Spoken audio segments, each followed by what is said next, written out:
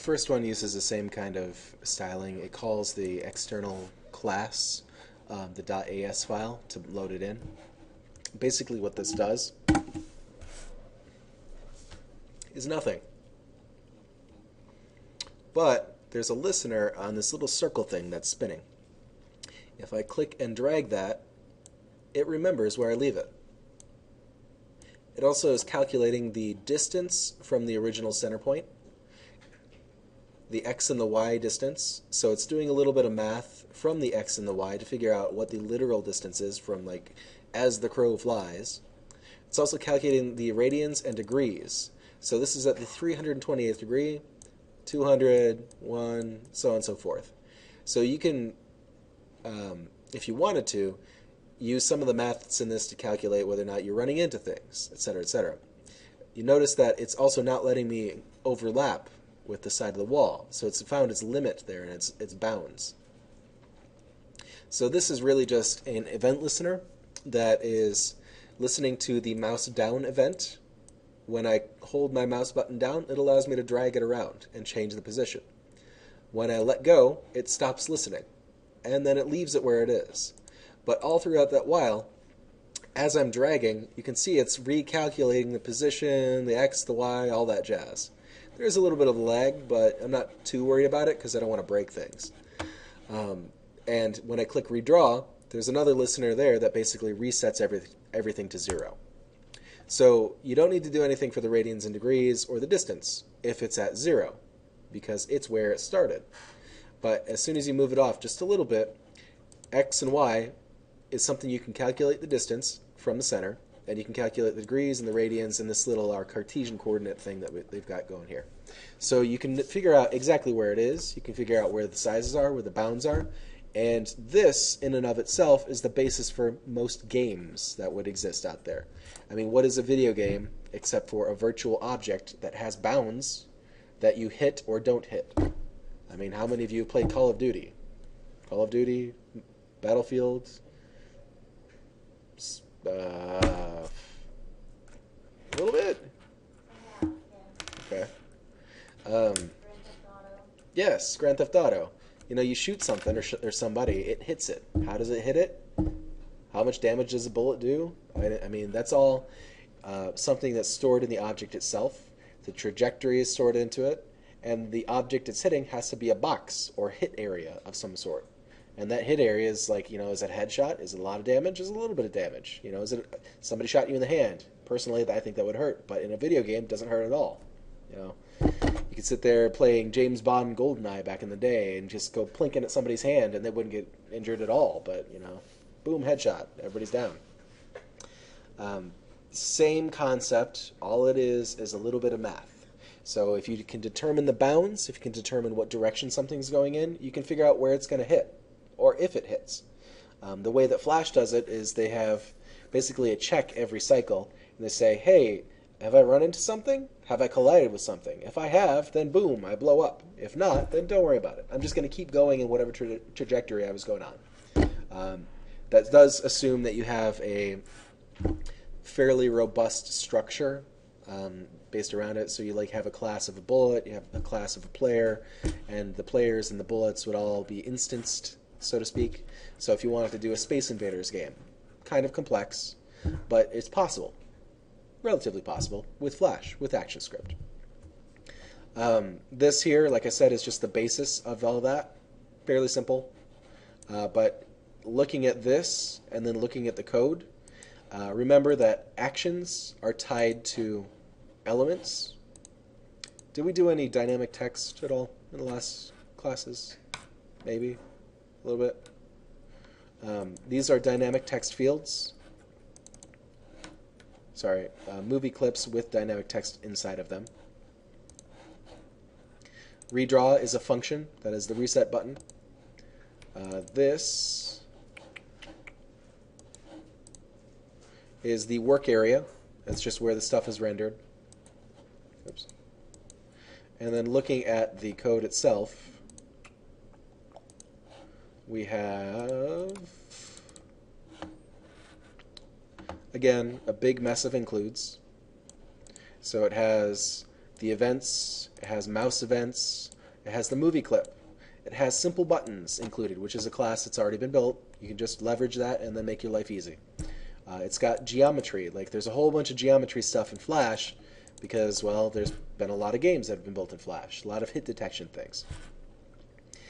Here, again, they're saying this class that I'm making up a name for extends movie clip.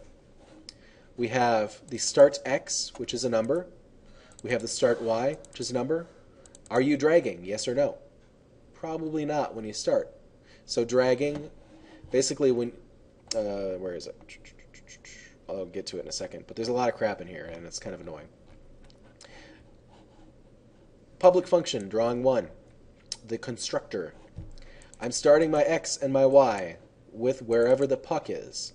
The dot X is the X location and the dot Y is the Y location. That is an attribute of the movie clip. The movie clip knows where it is on the stage. In the same way that when you move it with a tween, you move across the path, it knows where it is on the stage.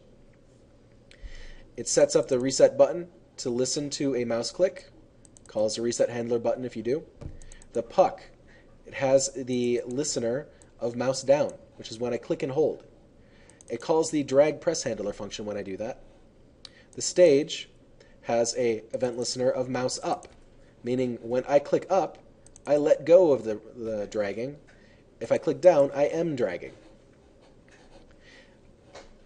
I can let go anywhere on the stage as opposed to anywhere on just the movie, on the puck itself. There is a distinction there, but it's if you accidentally... wrong one. If I drag over here and I let go, it's going to stop. As opposed to only letting go on the mouse up of this thing. I would have to, if I went over here and then I let go of my mouse, it would still be dragging because it's not listening to the right object. Does that kind of blow minds or make sense a little bit? So basically it's saying, hey, if you let go of the mouse anywhere on the stage, just stop moving. I don't care where it is, just stop it.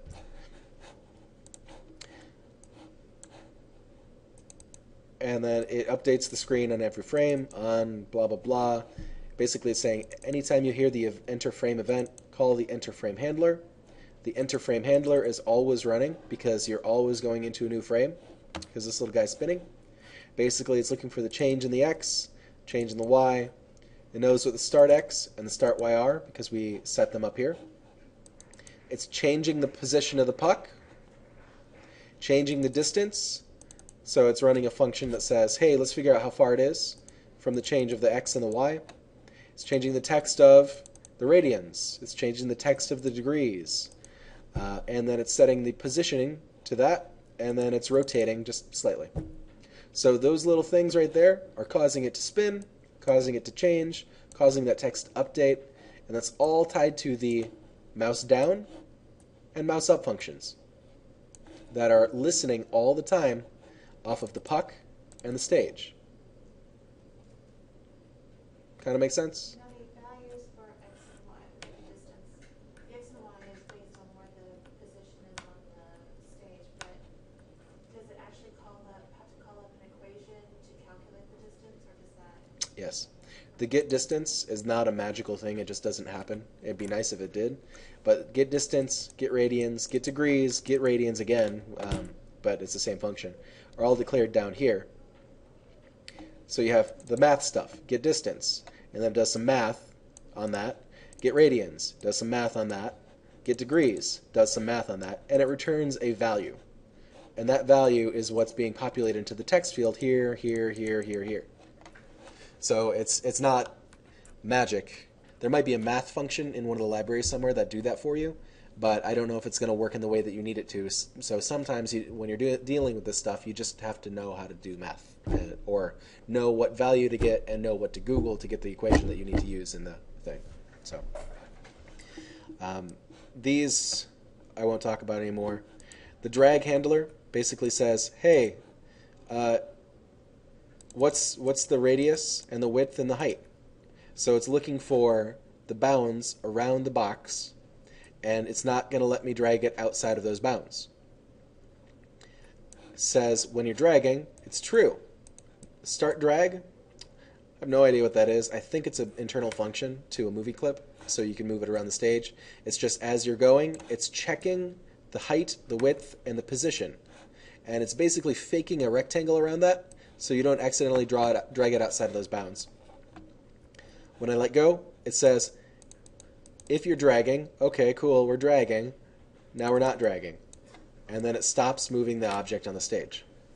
That's as difficult as that is. So we have, up at the top here, a listener to reset it, clicking that button. The puck is listening to when you click and drag. It's calling the drag press. When you let go, it stops dragging. And that's basically it. And this is the thing that's looping it and causing it to do all its stuff all the time. Make kind of sense? Or is this way too deep of action script for welcome back? Yeah, a little bit? All right. Any questions? No? Yes? What did you just say? Do you have any questions? Do you have any questions? Any questions? Go ahead. Actually, I do want to do one more. So what do you search for? What, AS3? Yeah, if you want to, I don't know. What do you want to know about? AS3 math functions. They'll all be like filed at the Adobe thing. Yeah, what it'll tell you is if you Google for that, it'll say, hey, include the math library, wherever that is.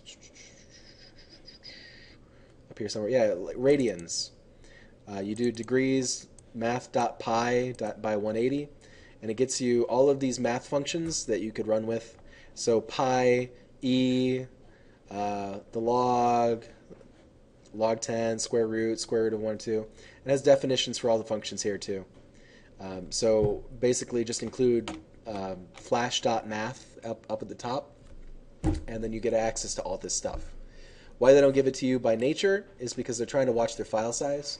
If they give you a whole bunch of stuff and jam it into the file, as you include more libraries, the files get bigger and bigger and bigger and bigger, which is why they expect you not to include anything by default. So when in doubt, Google is your friend, because this website is so freaking awful, I don't expect anybody to know how to navigate it. I thought you said when in doubt, Google out. That could work too. When in doubt, Google out. So yeah, I'm going to pause.